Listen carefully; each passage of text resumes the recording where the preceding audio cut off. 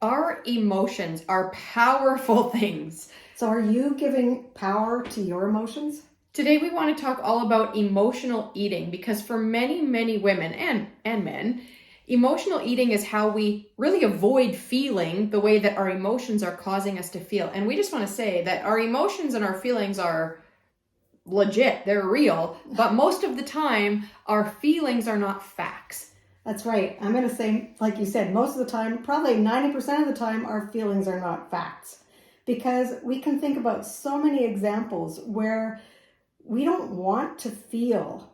We suppress our feelings because we don't want to go deep. We don't want to think about it. We want to avoid the real issue. So we don't want to even acknowledge our feelings. Mm-hmm. What do we do instead? Most often, women turn to food. Mm-hmm. We eat our emotions. Exactly. And so often, our feelings lead us astray, right? Our feelings will tell us things like, oh, I'm such a failure. I'm never going to be who I want to be. I'm always going to be fat. I'm always going to be stuck. Well, those are not true. Those are your feelings, right? That's right. And our feelings, then if you follow those feelings, they're just going to lead you down the road of more of that, because that's, we always like the saying, your life is moving in the direction of your strongest thoughts.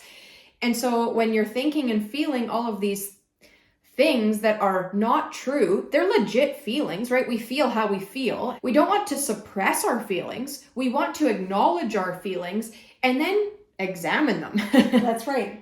But in saying that, when we acknowledge our feelings, because they are real, we have the same feelings as you do.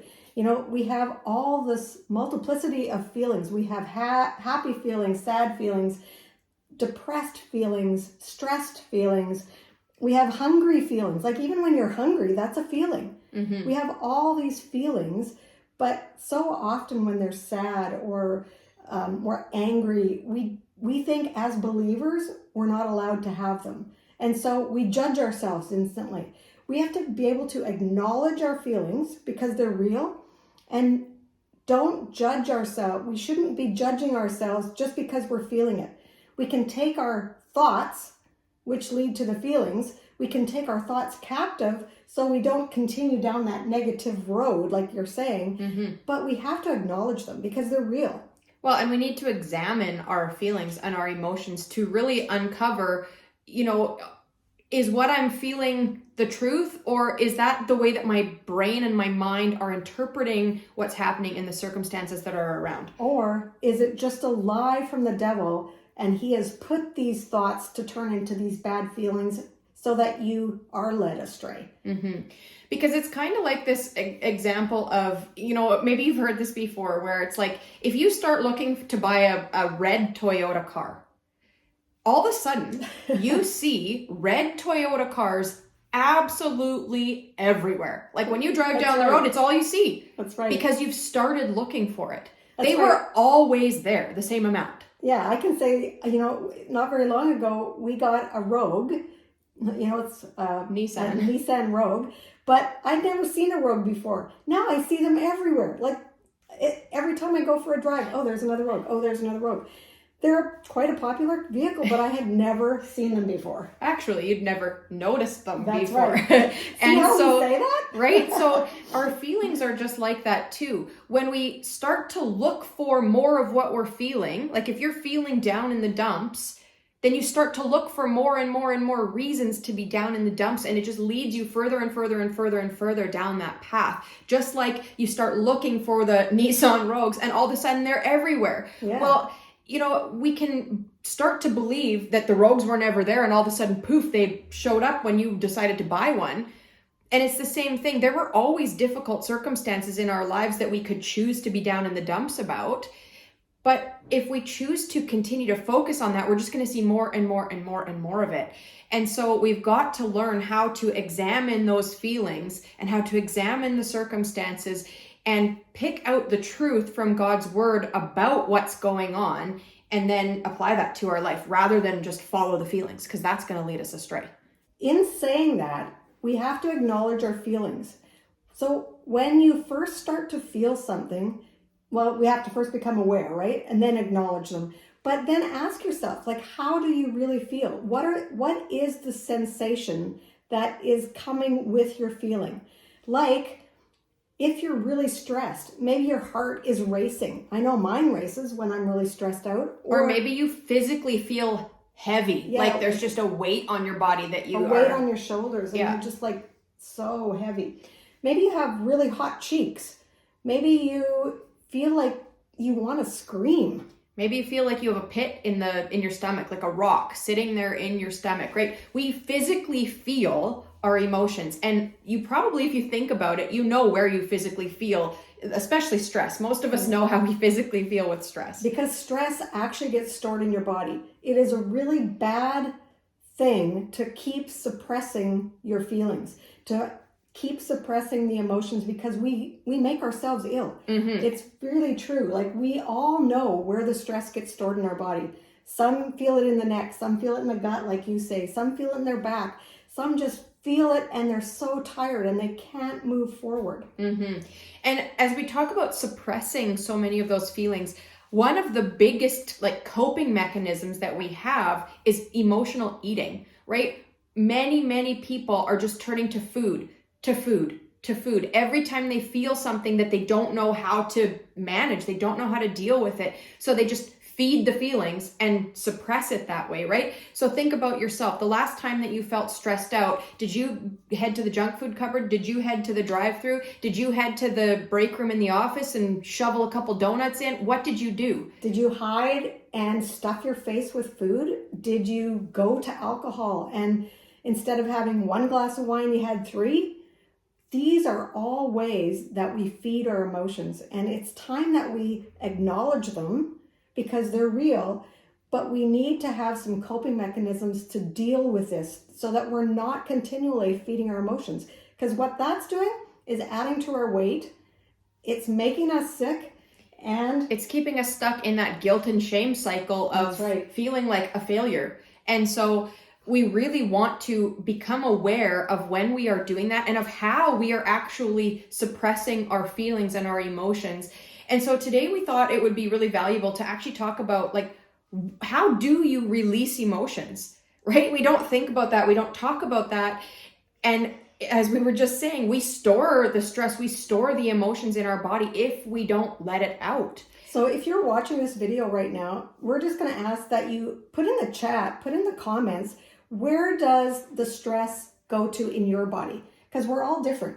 Where does it go to in yours? Usually in my neck. Yeah. And I get a headache. Yeah. And same with me. It's in my neck or my shoulders. Yeah. And I just, I feel stiff and it just gets worse because then I get a headache and then I can't sleep.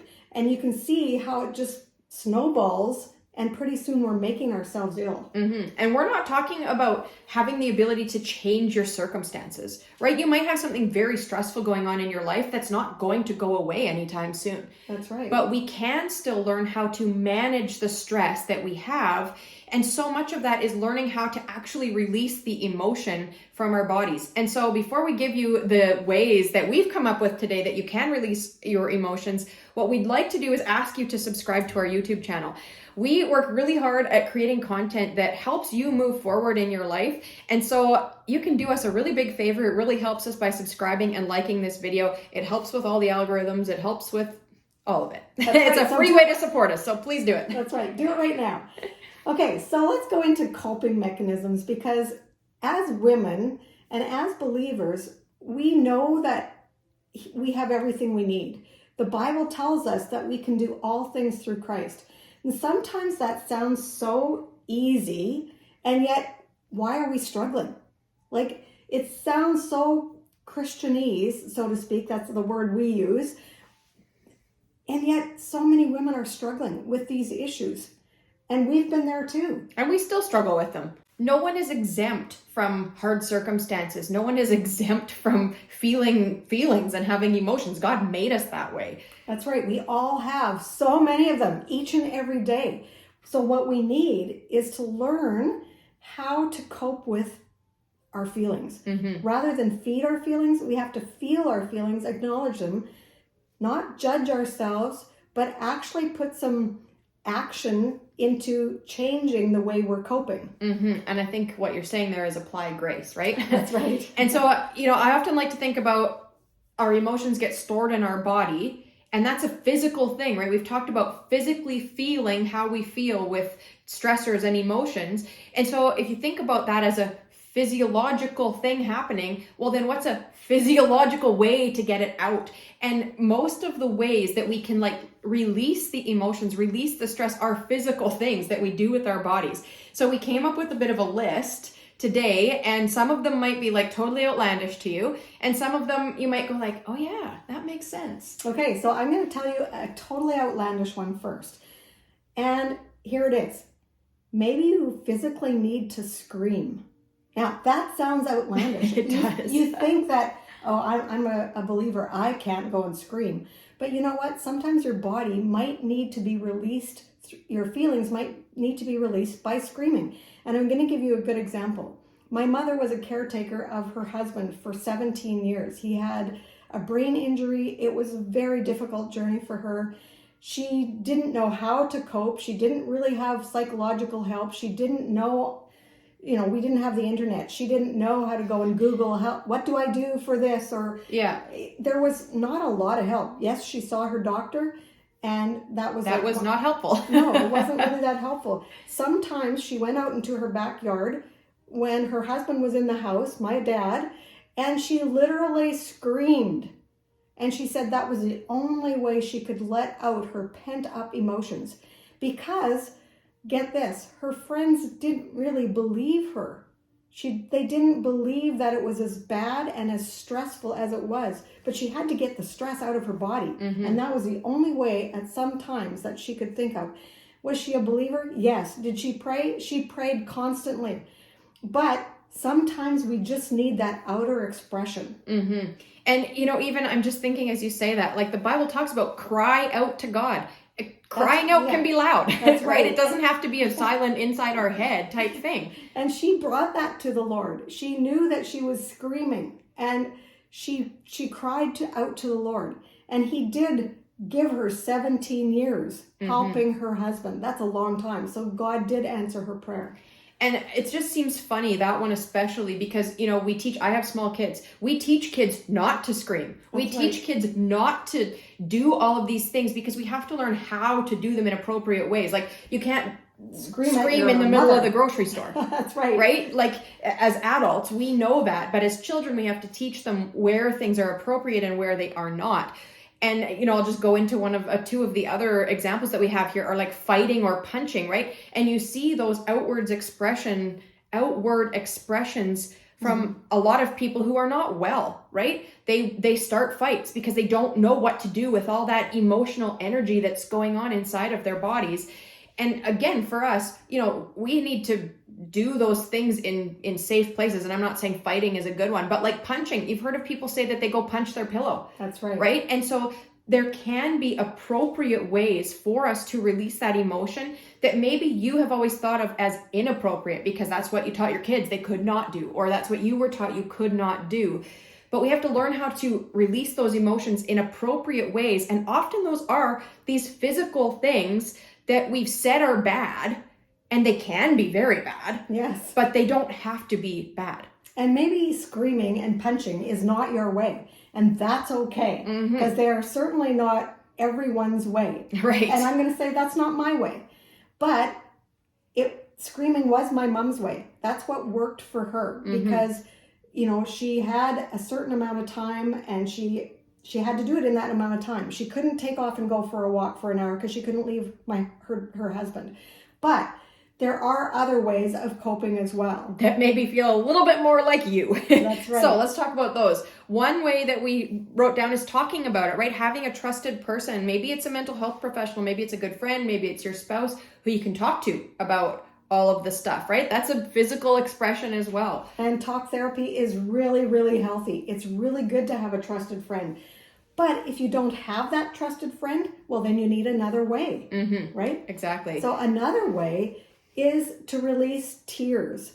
Now, I have heard from psychologists and from other people who do this, that sometimes they actually make a time for themselves where they allow themselves to cry.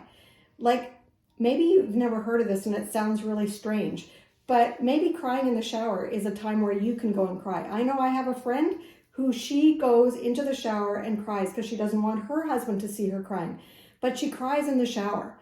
Other people I've heard will put on a very sad song, and maybe they're alone in their house at this time, or they go for a drive or whatever. But if you put on a sad song, it provokes the tears. Maybe you just need a release of tears, and that's okay.